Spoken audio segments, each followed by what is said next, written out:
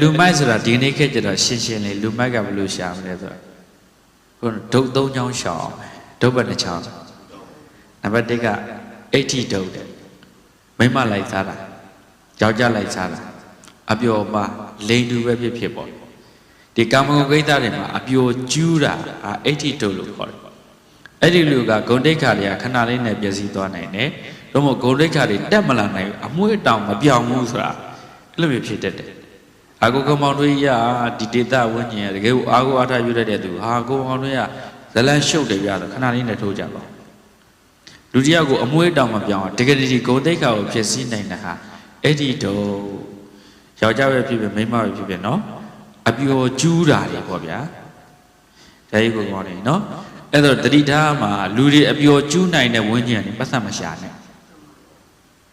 ဟိုတယ်ဖွင့်ရင်သူကဘာပါမှာဘူးဘာမှမအဲ့ဟိုတယ်တဲမဲ့သူမရှိဘုံဘုံတော့ဟိုတယ်မဖွင့်ရင်နေလေသည်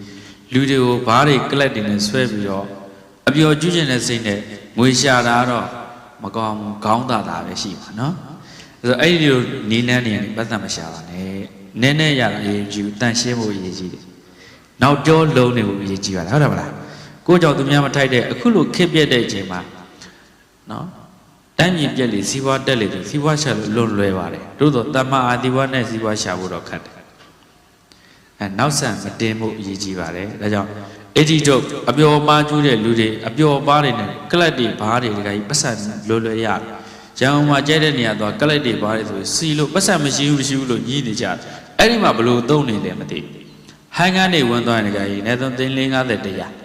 အခု happy birthday ကကိမိုးတွေဘာတွေခွဲရတာမဟုတ်ဘူးစေးတင်ပြီးချရတာဟုတ်တယ်မလားโอเคရှူရဲဤတွေချရဲဒီလိုမျိုးတွေသွားတယ်အဲ့ဆိုအဲ့လူတွေမှာ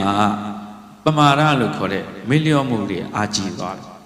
ကြောင့်အဲ့ဒီကဏ္ဍတွေနဲ့စီးပွားလုံးဝမရှောင်ယူအရေးကြီးပါတယ်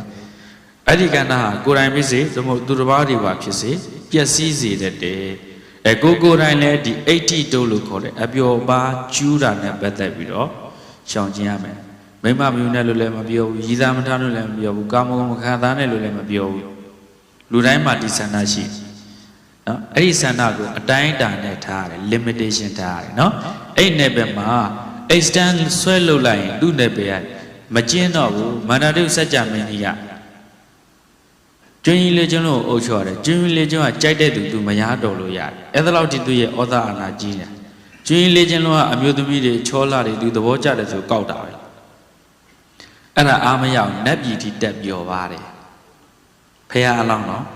လေးသိချင်းတဲ့ကဘာသိန်းပါရင်ဖြည့်ခဲ့တယ်ဒီနောက်ဆုံးဖះဖြစ်